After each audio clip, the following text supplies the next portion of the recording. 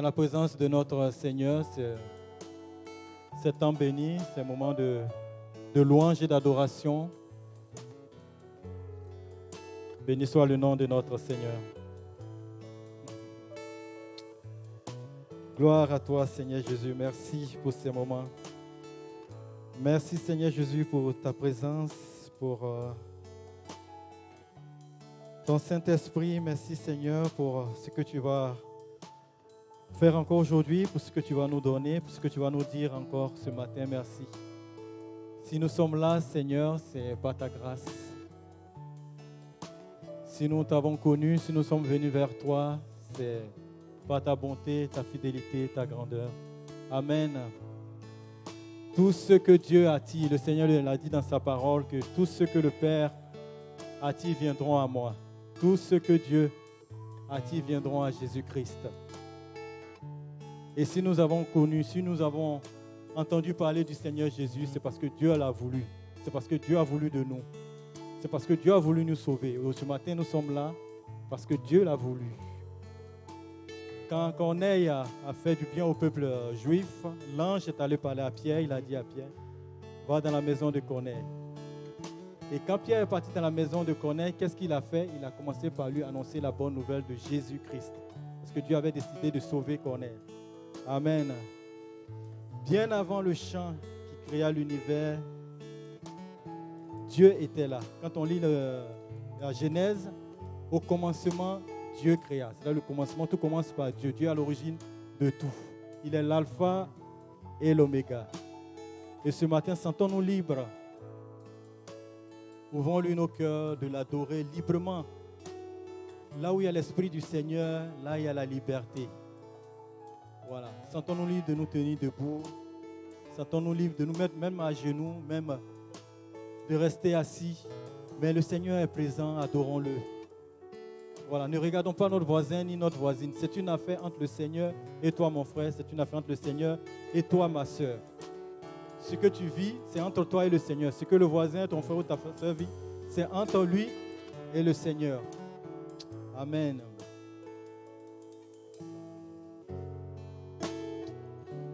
Gloire à toi, Seigneur. Béni sois-tu, Jésus. Nous sommes là ce matin. En ton nom, pour toi. Skoria Barashaka.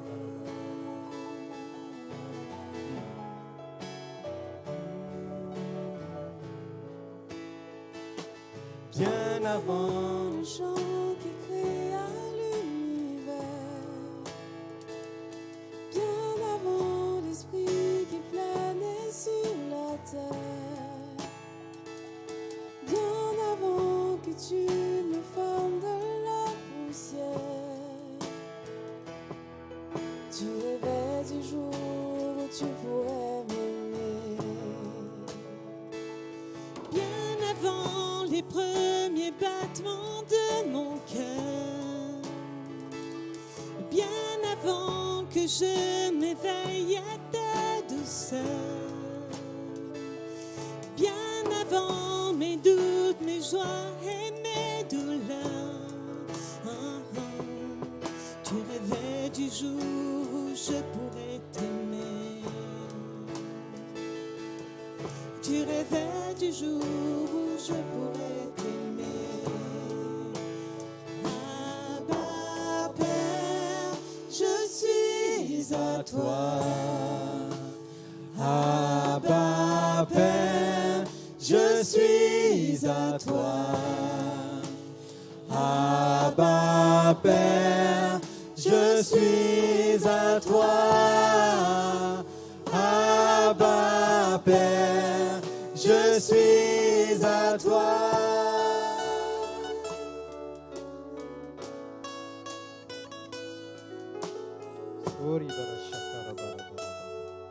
Oui, Seigneur, merci.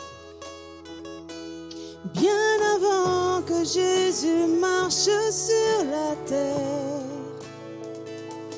bien avant le Fils qui nous montre le Père, bien avant que les cieux sur moi soient ouverts, oh, Tu rêvais du jour où tu pourrais m'aimer. Bien avant que mon péché brise ton cœur, bien avant que coule le sang et la sueur, bien avant les clous, le froid et la douleur, Tu rêvais du jour où je pourrais t'aimer. Tu rêvais du jour où je pourrais t'aimer.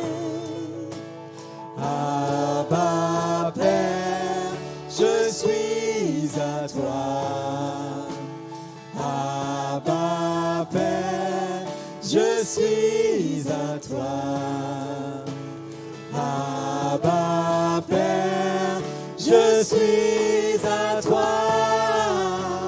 Abba Père, je suis à toi. Abba Père, Je suis émerveillé, saisi par l'immensité de ton amour pour moi. Abba Père, c'est grande est ta tendresse. Ton cœur est grand ouvert et je viens plonger dans tes bras. Abba Père, je suis émerveillé, saisi par l'immensité de ton amour pour moi. Abba Père, c'est grande est ta tendresse. Ton cœur est grand ouvert et je viens plonger dans tes bras. Abba Père, je suis à toi. Abba Père, je suis à toi. Abba Père, je suis à toi. Abba Père, je suis à toi. Oui, Abba Père, nous sommes au Seigneur. Nous appartenons au peuple de Dieu. Nous appartenons à la famille de Dieu grâce à Jésus-Christ. Par Jésus-Christ qui a payé le prix, qui nous a délivrés, qui nous a introduits dans le lieu très saint. C'est par lui que nous sommes réconciliés avec Dieu. Et le Saint-Esprit en nous témoigne que nous sommes enfants de Dieu. Le Saint-Esprit parle à nos cœurs que nous sommes enfants de Dieu. Oui. Nous sommes nés de nouveau. Nous sommes nés dans le ciel. Dieu nous a fait naître. La parole de Dieu dit dans l'évangile de Jean que ce qui est né de la chair est de la chair. Ce qui est né d'esprit est d'esprit. Et c'est Dieu qui nous fait naître par son esprit. Et nous sommes enfants de Dieu parce que nous avons Jésus-Christ dans nos cœurs.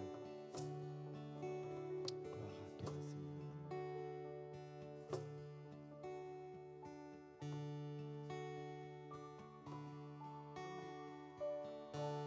Tu étais là dès la création,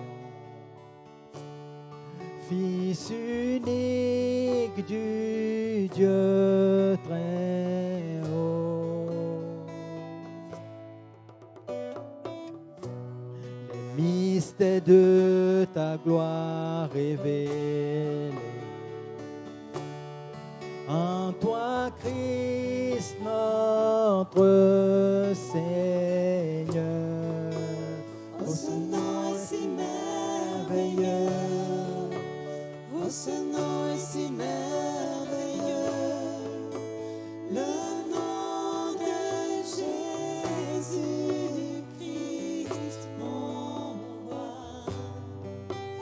Oh, ce nom est si merveilleux. Sa beauté est sans pareil. Oh, ce nom est si merveilleux. Le nom de Jésus. Tu n'as pas voulu laisser sans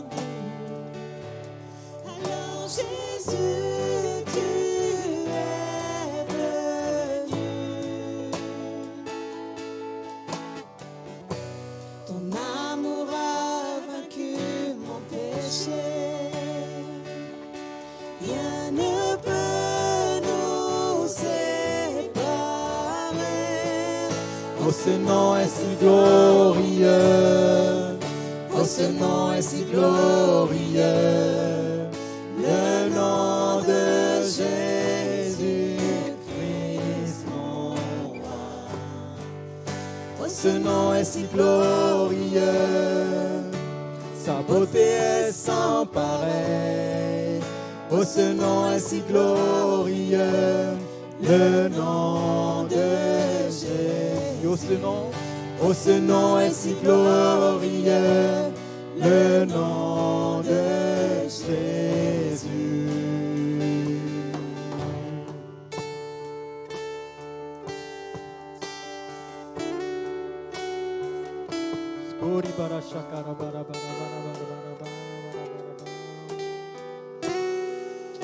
Gloire à ton nom, Seigneur Jésus. Ton nom est merveilleux. Ton nom est glorieux.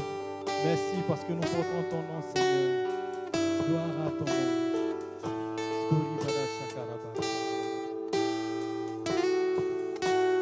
La terre a tremblé, le voile s'est déchiré, désarmant la mort et le péché.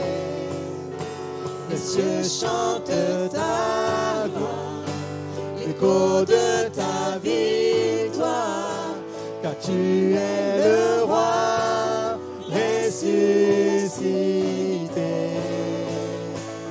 Tu es sans rival, tu es sans égal, Dieu tu triomphes à tout jamais. À toi soit le règne, à toi soit la gloire, car ton nom surpasse tout autre nom. Oh, ce nom est victorieux. Oh, ce nom est victorieux. Le nom de Jésus-Christ, mon roi. Oh, ce nom est victorieux. Sa puissance est sans pareil. Oh, ce nom est victorieux. Le nom de Jésus. Oh, ce nom est victorieux, le nom de Jésus. Oh, ce nom est victorieux, le nom de Jésus. La terre a tremblé, le voile s'est déchiré, désarmant la mort et le péché. Les cieux chantent ta gloire, l'écho de ta victoire, car tu es le roi ressuscité. Tu es sans rival, tu es sans égal, Dieu tu triomphes à tout jamais. Soit le règne, à toi soit la gloire, car ton nom surpasse tout autre nom. Oh, ce nom est victorieux. Oh, ce nom est victorieux. Le nom de Jésus-Christ, mon roi. Oh, ce nom est victorieux, sa beauté est sans pareil. Oh, ce nom est victorieux, le nom de Jésus. Oh, ce nom est victorieux, le nom de Jésus. Oh, ce nom est victorieux, le nom de Jésus.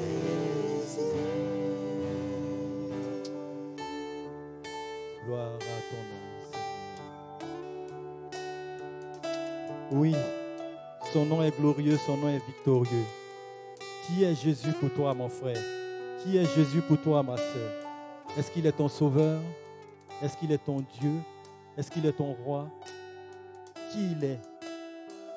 Écoute-toi, mon frère. Gloire à toi, Seigneur. Il est celui qui a vaincu la mort. Il est celui qui a été ressuscité. Gloire à toi, Seigneur. Il est assis à la droite de Dieu le Père. Et il agit au travers du Saint-Esprit. Il intercède pour toi.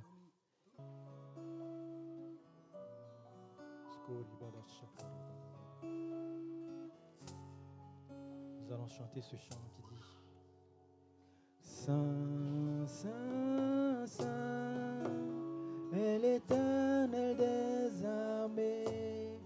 Toute la terre est remplie de sa gloire.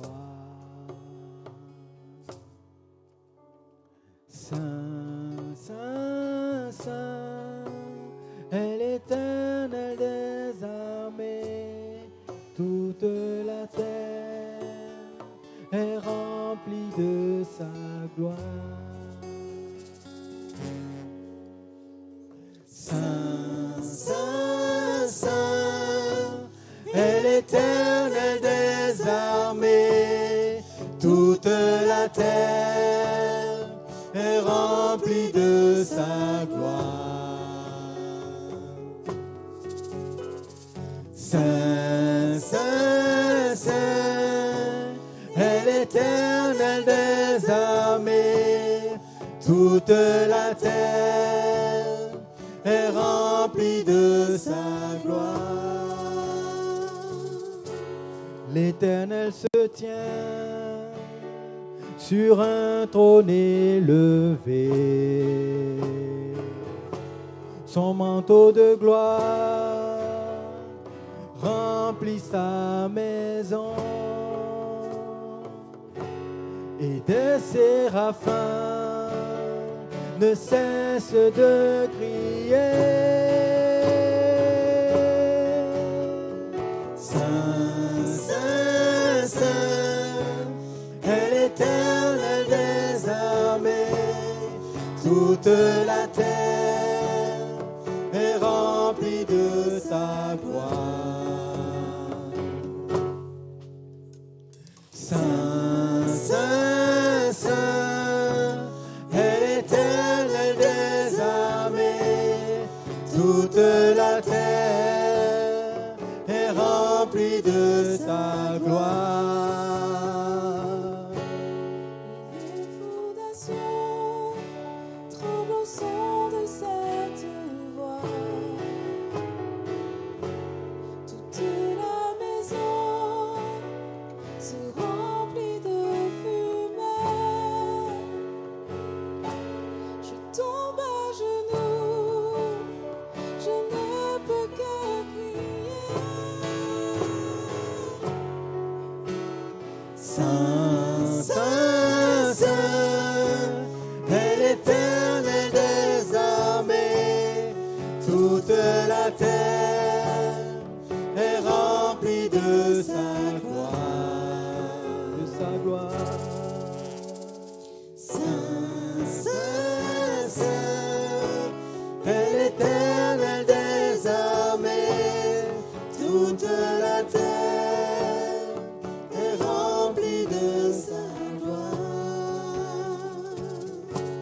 L'Éternel me dit, qui pourrais-je envoyer?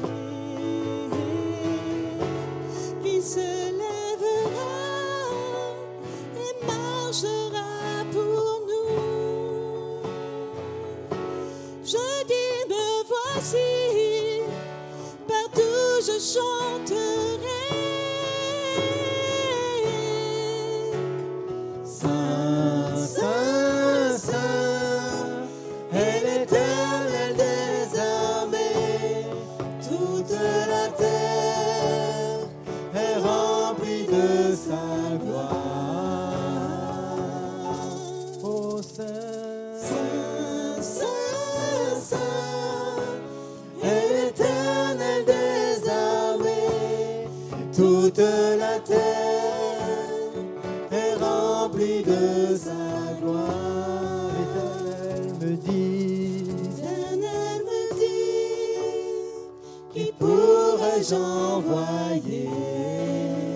Qui se lèvera Qui se lèvera et marchera pour nous? Je dis, Me voici, partout je chanterai. oh, je chanterai. Saint, Saint, Saint, est l'Éternel des armées. Toute la terre Rempli de est sa gloire. remplie de sa gloire. Saint, Saint, Au Saint, sein est est l'Éternel. l'Éternel des armées. Toute la terre Est rempli de est sa gloire. remplie de sa gloire. Saint, Saint, Saint, est l'Éternel des armées. Toute la terre est remplie de sa gloire.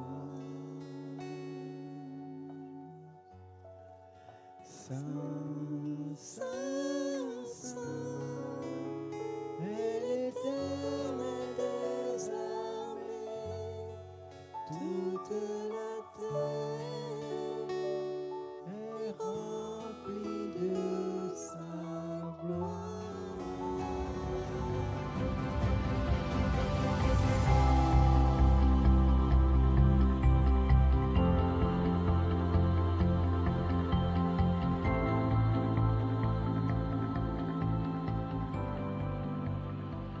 Bienvenue à tous.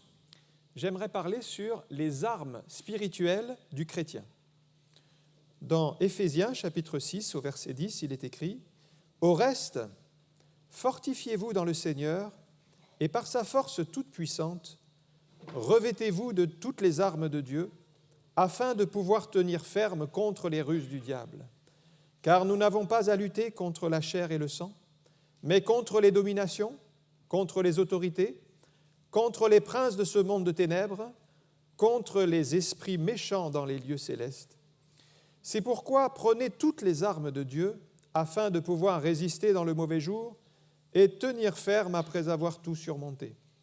Tenez donc ferme, ayez à vos reins la vérité pour ceinture, revêtez la cuirasse de la justice, mettez pour chaussure à vos pieds le zèle que donne l'évangile de paix, prenez par-dessus tout cela le bouclier de la foi, avec lequel vous pourrez éteindre tous les traits enflammés du malin. Prenez aussi le casque du salut et l'épée de l'Esprit qui est la parole de Dieu. Faites en tout temps par l'Esprit toutes sortes de prières et de supplications. Veillez à cela avec une entière persévérance et priez pour tous les saints. Priez pour moi, afin qu'il me soit donné, quand j'ouvre la bouche, de faire connaître hardiment et librement le mystère de l'Évangile, pour lequel je suis ambassadeur dans les chaînes, et que j'en parle avec assurance, comme je dois en parler. Amen.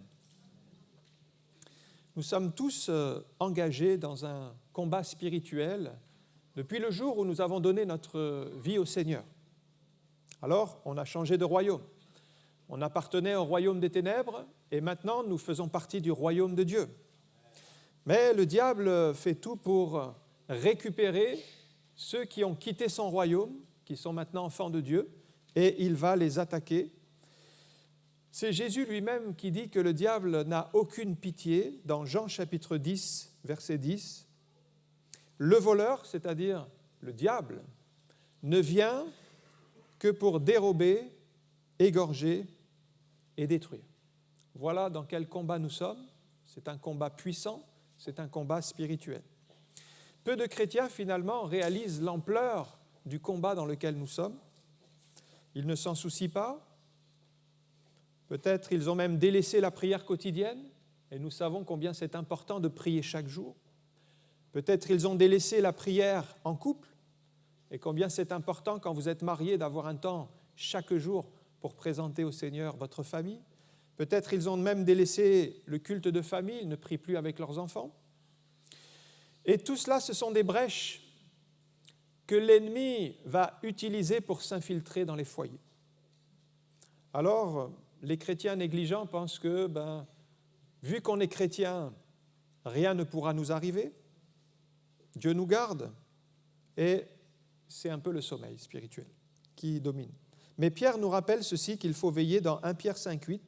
« Soyez sobres, veillez. Votre adversaire, le diable, rôde comme un lion rugissant, cherchant qui il dévorera. » Voilà son attitude. Il cherche toujours qui il pourrait dévorer. Ça, c'est l'attitude du diable. Mais l'attitude du chrétien, c'est veiller. Et le premier terme, c'est « soyez sobre ». J'ai regardé dans d'autres versions, parce que dans l'original, en fait, ce qui est traduit par « soyez sobre » ici, c'est être calme et concentré d'esprit. Alors, la version Semeur traduit « ne vous laissez pas distraire » au lieu de « soyez sobre ». Ne vous laissez pas distraire. Soyez vigilants à la place de veiller. On comprend mieux peut-être cette traduction. Ne vous laissez pas distraire parce que le diable a semé toutes sortes de distractions pour vous égarer, pour vous éloigner du combat spirituel. Et soyez vigilants. Donc l'action du diable ne diminue pas, il ne se fatigue pas avec le temps, il ne se lasse pas malgré les échecs qu'il rencontre, parce que quand nous sommes dans la prière, dans la foi, il est dans l'échec, mais il recommence. Et si vous ne veillez pas, c'est lui qui prendra le dessus, parce que c'est son désir, et lui, 7 jours sur 7, 24 heures sur 24, il travaille à cela. C'est pourquoi nous devons veiller et prier chaque jour pour être gardés dans la main de Dieu. Quelques enseignements ressortent de ce passage, Éphésiens chapitre 6. Tout d'abord, le verset 10. Le premier enseignement que je vois, c'est Paul nous demande de nous fortifier, mais dans le Seigneur. Se fortifier dans le Seigneur. Parce qu'en fait, frères et sœurs, vous ne pourrez pas trouver de force spirituelle ailleurs que dans le Seigneur. Certains chrétiens se sont affaiblis parce qu'ils ont cherché ailleurs que dans la parole, ailleurs que dans le Seigneur. Ils ont cherché à se fortifier par d'autres moyens et finalement ils sont affaiblis. Et Jérémie 2,13 le dit parce que ça a toujours été une tendance de chercher ailleurs qu'en Dieu, de chercher des solutions, de chercher à être fortifié. Car mon peuple a commis un double péché, c'est Jérémie qui parle.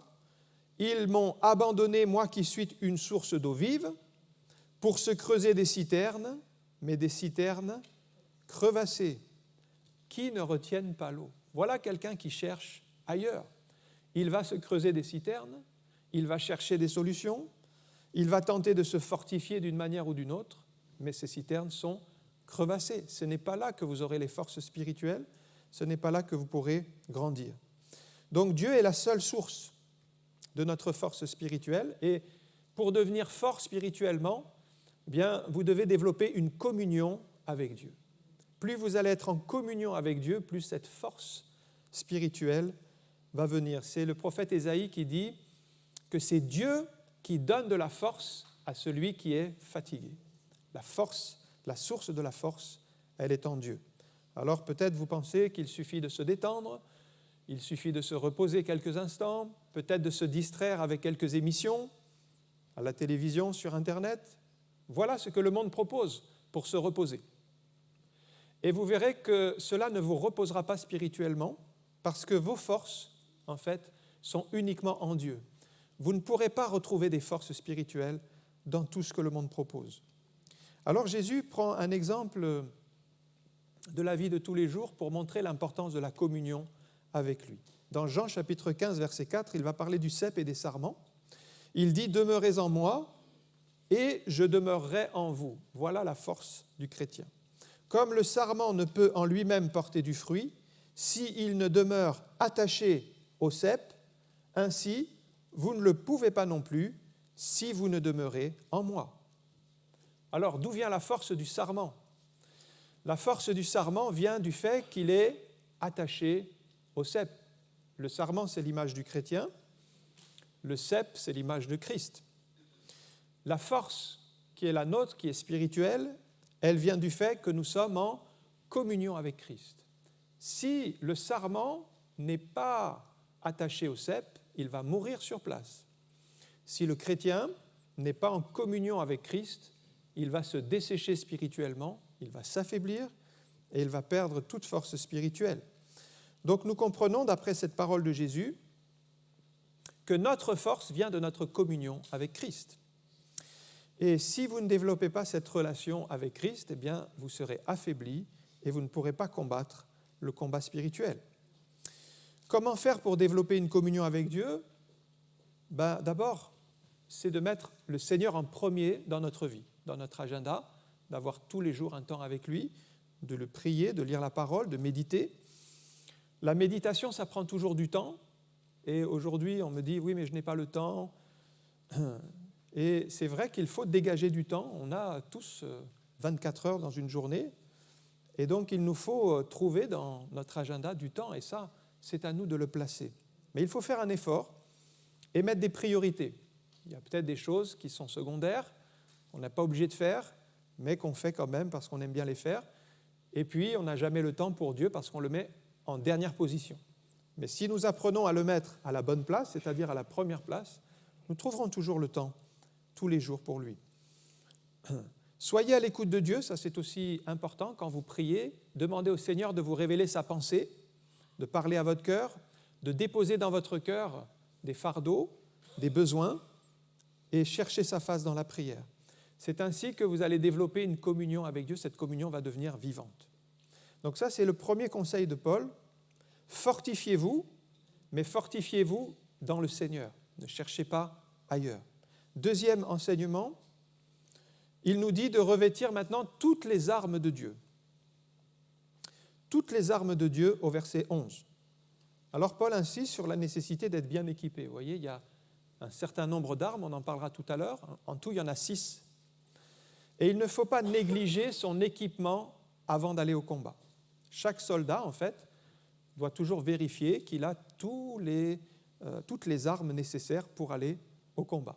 Ce n'est pas une perte de temps parce que, par négligence, s'il n'avait pas vérifié, eh bien, il serait en danger sur le champ de bataille parce qu'il lui manquerait une arme. Ça peut être même fatal et il peut perdre la vie. Donc Paul évoque exactement 3 raisons pour lesquelles nous devons revêtir toutes les armes de Dieu.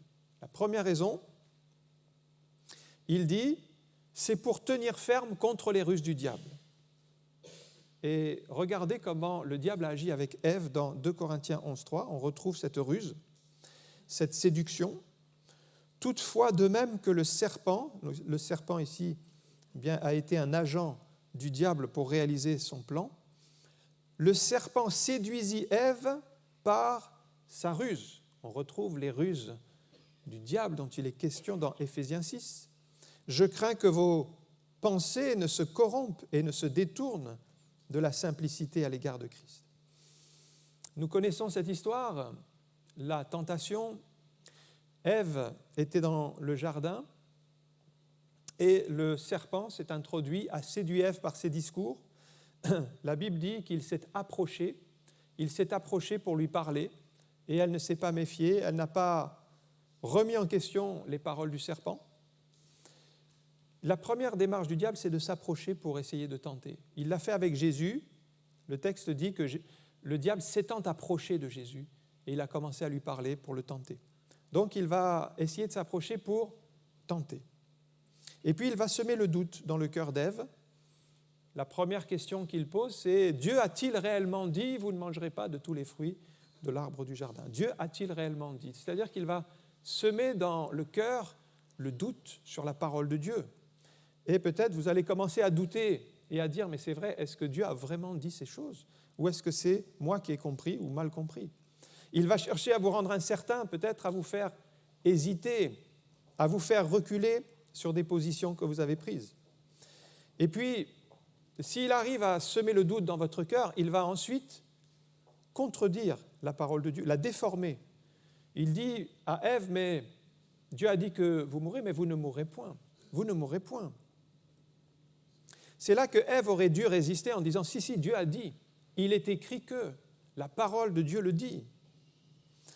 Et puis, enfin, s'il arrive à ses objectifs, il va laisser croire à votre cœur un avenir meilleur si vous désobéissez à Dieu. Il a dit à Ève, mais vos yeux s'ouvriront, vous serez comme des dieux. Ce sera extraordinaire. Et il va faire passer le péché comme quelque chose de bon. Les mensonges du diable sont tellement énormes, et plus c'est gros, plus les gens y croient. Et même les chrétiens peuvent se laisser séduire, comme Ève, qui était croyante, mais qui s'est laissée séduire. Eh bien, Ève n'a pas veillé, et c'est pourquoi l'ennemi a trouvé dans son cœur des brèches qui ont permis d'y semer le doute, l'incrédulité, remettre en question la parole de Dieu, et nous connaissons la suite. Elle a pris de l'arbre, en a mangé, le péché est entré, Adam a aussi péché, et le péché est entré dans le monde. Elle a même fini par désobéir en croyant que c'était bien, elle voyait que l'arbre était bon à manger. Vous voyez comment l'ennemi peut déformer nos pensées, alors que nous savons que c'est un péché. Manger du fruit de l'arbre, c'était un péché. Eh bien, le diable a réussi à faire voir à Ève cet arbre comme quelque chose de bon à manger, alors qu'elle savait que c'était mauvais. Voilà l'agissement du malin. Donc, c'est ça la première raison, c'est tenir ferme contre les ruses du diable. Il est rusé, eh bien, nous devons être fermes dans la parole de Dieu et proclamer la vérité. La deuxième raison que Paul invoque, pour laquelle nous devons revêtir toutes les armes de Dieu, il dit, ça sera pour résister dans le mauvais jour. Le mauvais jour. Personne n'aime le mauvais jour, mais tôt ou tard, il arrive sur notre route. Et peut-être vous avez une succession de jours favorables parce que Dieu a béni, Dieu a ouvert les portes. Voilà, gloire à Dieu. Mais on n'est jamais à l'abri d'un mauvais jour. Les choses tournent mal, les portes se ferment. C'est pourquoi il nous faut être prêts, frères et sœurs. Et quand on est dans les bons jours, on se prépare pour les mauvais jours. Seuls ceux qui sont prêts, spirituellement, ils vont pouvoir résister dans le mauvais jour. Et le mauvais jour, il arrive. Seuls ceux qui ont toutes les armes de Dieu auront la force pour résister. Et ça, c'est un avertissement pour chacun de nous. Pour résister dans le mauvais jour, il nous faut avoir toutes les armes de Dieu. C'est la deuxième raison. Et la troisième raison que Paul mentionne, il dit, vous devez revêtir toutes les armes de Dieu pour tenir ferme après avoir tout surmonté. Il y a de nombreuses raisons pour abandonner la marche avec Dieu. Peut-être vous avez été déçu d'un chrétien, peut-être Dieu n'a pas répondu à votre prière comme vous le vouliez, vous êtes déçu, vous êtes amer, et tout cela, c'est des raisons de dire je lâche, je ne vais plus à l'église. Mais seuls ceux qui ont toutes les armes de Dieu peuvent tenir ferme dans ces moments-là où il y a justement l'opposition qui survient. Alors, quand on est ferme, on n'écoute pas ses impressions, on ne se laisse pas conduire par ses émotions ou ses sentiments, mais on reste ferme dans les promesses de Dieu et dans sa parole. C'est le seul moyen de résister dans les temps difficiles et de tout surmonter. Démas, par exemple, qui était un des collaborateurs de l'apôtre Paul, quand même un croyant engagé dans l'œuvre de Dieu, il aimait le Seigneur, il était fidèle, il servait de tout son cœur, mais il n'a pas été ferme à un moment donné. Et l'ennemi, il rôdait autour de lui. Et à un moment donné, il a préféré quitter Paul par amour pour le siècle présent. C'est donc un manque de fermeté. Il n'a pas tenu bon alors qu'il y avait ces tentations. Le siècle présent, ses facilités, ses plaisirs, ils sont là, ils sont autour de nous.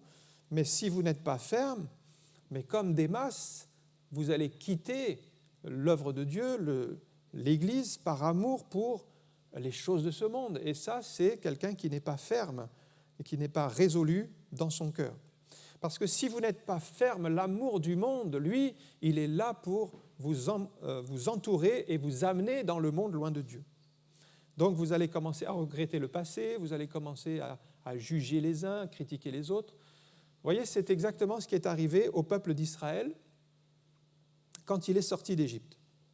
Quand le peuple d'Israël est sorti d'Égypte, tout allait bien au début, ils étaient dans la louange, dans la foi, ils ont traversé la mer Rouge et tout s'est refermé sur les soldats égyptiens. Mais rapidement après, ils ont commencé à regretter l'Égypte et ils ont dit « Ah, en Égypte, on avait quand même du melon, il y avait de l'ail, il y avait de quoi manger, ici on est dans le désert, on manque de tout. » Et ils ont commencé à critiquer Dieu, à critiquer Moïse. Pourtant, ils venaient d'être libérés de 400 ans d'esclavage. Mais comme ils n'ont pas veillé, comme ils n'ont pas entretenu leur cœur des choses de Dieu, eh bien, ils ont regretté le passé et ils ont voulu retourner en Égypte, alors que l'Égypte, c'est le lieu de l'esclavage. Donc voilà quelqu'un qui ne tient pas ferme, il laisse l'amour du monde rentrer dans son cœur et il quitte le Seigneur. Donc c'est pour ça que Paul nous dit de revêtir toutes les armes de Dieu, parce que c'est par ce moyen-là que vous allez tenir ferme contre l'amour du monde, contre ses passions, contre ses désirs qui sont là. Ensuite, troisième enseignement, c'est de ne pas se tromper de combat. Verset 12, « Nous n'avons pas à lutter contre la chair et le sang. Ne nous trompons pas de combat. » Parce que vous pouvez vous épuiser en combattant un mauvais combat. Vous allez vous épuiser en luttant contre la chair et le sang, c'est-à-dire contre les autres. Ce sont des combats que Dieu n'a pas demandés. Et finalement, vous allez vous épuiser dans des combats contre la chair et le sang, contre les autres, et vous n'aurez plus la force pour les vrais combats, parce qu'il y a le vrai combat qui est là. On a des exemples dans la parole, et l'ennemi utilise le combat contre la chair et le sang pour nous dévier du bon combat. On le voit avec David et Eliab, David qui est envoyé par son père sur le champ de bataille pour prendre des nouvelles de ses frères et ramener à son père les nouvelles. Donc il est venu avec des fromages, avec du grain rôti, il donne tout ça. Et à un moment donné, il entend parler de ce géant qui insulte le peuple de Dieu, et il prend des renseignements, et son frère se met en colère contre lui, son frère Eliab. Et là, on voit que c'est un combat contre la chair. Son frère Eliab lui dit, « Mais toi, à qui as-tu laissé le peu de brebis que tu as ? C'est pour voir la bataille que tu es venu, tu es orgueilleux. » Il commence à le traiter. Et c'est là où David ne va pas tomber dans le piège du combat contre la chair. Parce qu'il y avait un autre combat qui était plus important pour lui, c'était Goliath, le géant Goliath. Derrière, il y avait un grand combat spirituel. Et à ce moment-là, la Bible dit que David lui a répondu calmement et il se détourna de lui pour s'adresser à un autre. Vous voyez comment il a évité le combat contre la chair. Parce que s'il s'était pris avec Eliab et qu'il avait tenté de se justifier, qu'il était parti et qu'il aurait perdu du temps et qu'il se serait épuisé dans un combat personnel, il n'aurait pas été prêt pour le combat qu'il attendait, qui est spirituel, qui est celui contre Goliath. Et voilà où nous sommes souvent en défaut, c'est que nous perdons du temps dans des combats secondaires, des combats contre la chair et le sang, des combats contre les autres qui nous fatiguent, qui nous épuisent, et après nous ne sommes pas prêts pour le vrai combat qui est spirituel. Nous n'avons plus les forces, nous n'avons plus les armes. Donc David n'est pas tombé dans ce piège.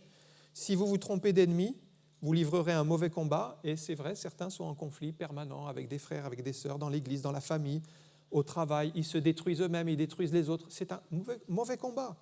Ils sont épuisés. Vous n'avez pas à lutter contre la chair et le sang. Ce sont des combats inutiles. Ce sont des combats que le diable sème sur votre route pour vous perdre. Mais il y a un vrai combat qui est spirituel et qui est derrière. Les chrétiens de Corinthe, par exemple, se trompaient de combat. Pourtant, c'était des chrétiens. Mais leur combat, c'est qu'ils méprisaient Paul et son enseignement. Ils avaient des divisions entre eux, donc ils se combattaient les uns les autres. Ils étaient orgueilleux au sujet des dons spirituels. C'était encore un mauvais combat. Et Paul a dû les reprendre pour qu'ils marchent bien dans les voies de Dieu et qu'ils combattent dans la bonne direction. Donc Paul nous indique la direction du combat. Ce n'est pas contre la chair et le sang, il dit, mais contre des dominations, des autorités, des princes dans ce monde de ténèbres. Nous comprenons que le combat est spirituel. Nos adversaires, qui sont-ils ? Le diable, les démons, ils sont là, dans l'ombre, ils agissent comme une armée organisée, ils mettent tout en œuvre pour nous affaiblir dans la foi, pour affaiblir les églises. L'ennemi se déguise, même il s'infiltre parfois dans l'église parce que Paul dit que les ministres du diable, ils se déguisent en ministres de justice et ils essayent de saper l'église même de l'intérieur. Donc, on peut combattre dans l'esprit, mais il nous faut du discernement.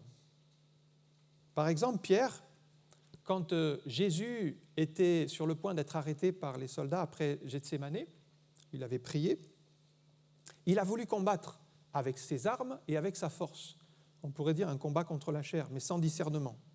Il a pris son épée et il a voulu aider Jésus et il a coupé l'oreille des personnes qui étaient là, qui s'appelait Malchus. Il lui a coupé l'oreille et ça, Jésus l'a arrêté, il a guéri l'oreille de cet homme parce que ce n'est pas avec ces armes-là et ce n'était pas de cette manière-là. Donc la bonne direction du combat, elle n'est pas charnelle parce que vous allez faire beaucoup de dégâts si vous combattez selon la chair, mais elle est spirituelle et c'est avec les armes de Dieu. C'est donc le quatrième enseignement de ce passage, c'est maintenant les armes efficaces pour le combat. On a compris qu'il ne faut pas combattre contre les autres, mais qu'il y a des puissances, mais pour combattre ces puissances invisibles que sont le diable et les démons, il nous faut des armes spirituelles. Et donc il va parler de 6 armes que tout chrétien doit porter, c'est-à-dire que si vous n'en avez que 5 parmi les 6, vous êtes déjà en danger. C'est comme si vous dites que vous n'acceptez que 99% de la parole de Dieu, mais pour 1%, vous dites c'est pas grave. Mais justement, le diable, il va passer par le 1%, par la faille, par l'endroit que vous avez négligé. Donc, pour ça qu'il faut les 6 armes, 100% des armes. La première arme, c'est la ceinture de la vérité. C'est la vérité qui vous donnera de l'assurance face au malin. Nous devons marcher dans la vérité, c'est 2 Jean chapitre 4. J'ai été fort réjoui, c'est Jean qui écrit, de trouver quelques-uns de tes enfants qui marchent dans la vérité. Voilà la ceinture de la vérité, selon le commandement que nous avons reçu du Père. La vérité va vous donner une bonne conscience. Il nous faut cette arme parce que le diable est appelé le père du mensonge. Si vous n'avez pas la vérité en vous, eh bien lui va trouver des moyens d'infiltrer ces mensonges. Il est menteur, la vérité n'est pas en lui. Donc si vous êtes chrétien et que vous acceptez des petits mensonges pour couvrir une situation, pour arranger les choses, alors vous dites un petit mensonge, ce n'est pas grave. Mais c'est comme si vous n'aviez plus la ceinture de la vérité. Et vous ouvrez une brèche au malin, parce que lui, il aime ça, les mensonges. Un petit mensonge, c'est bon pour lui, et il va trouver le moyen de s'infiltrer pour vous affaiblir et attaquer du côté le plus faible. Donc un petit mensonge, c'est déjà, je perds la ceinture de la vérité, eh bien je deviens fragile. Vous êtes en danger, et même le diable utilisera vos mensonges contre vous, il les fera même retourner contre vous pour vous piéger. Ceinture de la vérité, première arme. Deuxième arme, la cuirasse de la justice. Alors la cuirasse, elle sert à protéger nos organes vitaux, que sont le cœur, les poumons, les reins. On a besoin de cette arme parce que le diable, il attaque au cœur. Il attaque au cœur. Il sème des pensées de violence, d'amertume, de haine. Et si vous n'avez pas la cuirasse de la justice, votre cœur, il est ouvert pour recevoir toutes les attaques de l'adversaire. Seule la cuirasse de la justice peut vous protéger efficacement. Elle vous rappelle que vous êtes juste aux yeux de Dieu par le sacrifice de Jésus-Christ. C'est ça la cuirasse de la justice. Vos œuvres de justice ne pourront jamais vous ouvrir la voie pour aller au ciel. Vous êtes justifiés par la foi. C'est Paul qui dit dans Romains 5.1 « Étant donc justifiés par la foi ». Voilà la cuirasse de la justice. Nous sommes justes aux yeux de Dieu, non pas par nos mérites, non pas par nos œuvres, mais par la foi en son sacrifice. Nous avons donc la paix avec Dieu par notre Seigneur Jésus-Christ. Vous voyez combien c'est important cette cuirasse de la justice pour vous protéger. Troisième arme, c'est les chaussures du zèle. Sans ces chaussures-là, bien vous serez vite limité dans vos actions. Les chaussures vont vous permettre de vous déplacer. Elles permettaient aux soldats d'aller sur tous les terrains, même les plus chaotiques. Mais sans ces chaussures, imaginez que vous avez des chaussures de ville pour aller dans des terrains où il y a de la boue, où ça glisse, eh bien vous ne pourrez pas avancer, vous serez constamment gêné. Donc ces armes, pour avancer, sont indispensables. Elle parle du zèle pour l'Évangile parce que c'est ça qui va vous donner la motivation au service de Dieu. Si vous n'avez pas ces chaussures, vous n'aurez pas le zèle, l'amour pour la parole, l'amour pour servir Dieu. Et c'est l'amour du monde et puis se tenir à l'écart qui va dominer. Avec ces chaussures, c'est le zèle. Et ce zèle qui est spirituel, c'est une énergie qui vient d'en haut et qui vous donnera cette force de servir et d'aller de l'avant. Alors, il y a des gens dans le monde qui sont zélés pour les choses de la terre. Vous voyez, les sportifs, ils sont capables de s'entraîner pendant des heures.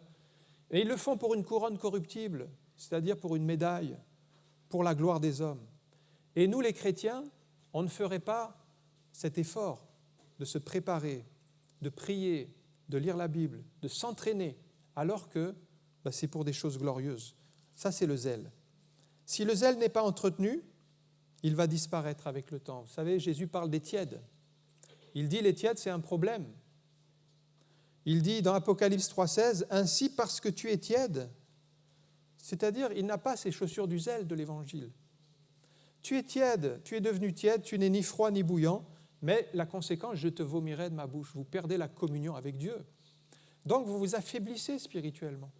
Sans les chaussures du zèle, vous allez devenir tiède, et puis finalement, vous n'aurez plus envie de rien faire dans l'œuvre de Dieu, et vous allez vous mettre en retrait, et puis finalement, vous perdez la communion avec Christ, et finalement, c'est l'ennemi qui domine. Donc cette arme est vraiment importante. Les chaussures du zèle. Ensuite, une autre arme, c'est le bouclier de la foi. Quatrième arme, le bouclier de la foi, combien c'est important. Le bouclier qui nous protège des traits enflammés. Alors, ce sont des flèches, en fait, les flèches enflammées du malin. Eh bien, le bouclier de la foi permet de les arrêter. Donc, le diable, lui, ne faiblit pas dans ses attaques. Il est en train de tirer des flèches. Il tire des flèches enflammées. Donc, si vous n'avez pas le bouclier de la foi, ces flèches vont vous percuter, elles vont vous atteindre. Et vous êtes une proie pour l'adversaire. Ce sont des flèches enflammées. Alors, si ces flèches enflammées vous atteignent, eh bien, vous allez finir par croire davantage les paroles du malin que les paroles de Dieu. Lui, il va vous accuser par des flèches enflammées, il va vous dévaloriser, il va vous faire douter de Dieu, et il va tirer ses flèches, et si vous les recevez, vous allez commencer à vous affaiblir. Donc le seul moyen de résister à ces traits enflammés, c'est le bouclier de la foi. Mais même si vous avez le bouclier de la foi, lui, il continue à tirer ses traits enflammés. Ce qu'il vous faut, c'est le bouclier de la foi. Lui, il continuera toujours. Mais si vous avez le bouclier de la foi, vous êtes bien armé. Et la prière, c'est une arme puissante associée à la foi. Matthieu chapitre 21, verset 22. « Tout ce que vous demanderez avec foi par la prière, vous le recevrez. » Voilà comment nous devons prier, frères et sœurs, en y ajoutant la foi. La foi, c'est une arme qui va rendre nos prières efficaces. Cinquième arme, c'est maintenant le casque du salut. Et nous savons que le casque, il protège la tête où circulent toutes nos pensées, qui vont parfois dans toutes les directions. Et si vous n'avez pas le casque du salut, vos pensées vont vous entraîner très loin de Dieu. Donc les casques du salut, ça va vous rappeler que vous êtes enfant de Dieu, que vous appartenez au Seigneur et que vous êtes dans l'armée du Seigneur. L'enfant de Dieu doit maîtriser ses pensées, avoir le casque du salut. C'est Paul qui le dit dans 2 Corinthiens 10, 5. « Nous renversons les raisonnements et toute hauteur qui s'élève contre la connaissance de Dieu, et nous amenons toute pensée captive à l'obéissance de Christ. » Voilà comment nous devons régler le problème des pensées qui voyagent, c'est les amener captives à l'obéissance de Christ. Nous avons le casque du salut, c'est cela qui va nous donner de la force.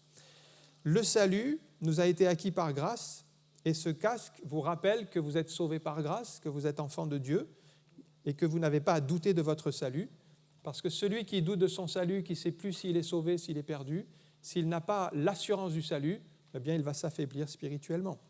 Donc ce casque, il vous donne de l'assurance que vous êtes enfant de Dieu. Et enfin, la sixième arme, qui est la seule arme offensive, c'est l'épée. L'épée de l'esprit qui est la parole de Dieu. C'est l'arme qui nous permet d'attaquer l'adversaire. Parce que les autres armes nous protègent. Le bouclier, le casque, la cuirasse, tout ça, c'est pour nous protéger.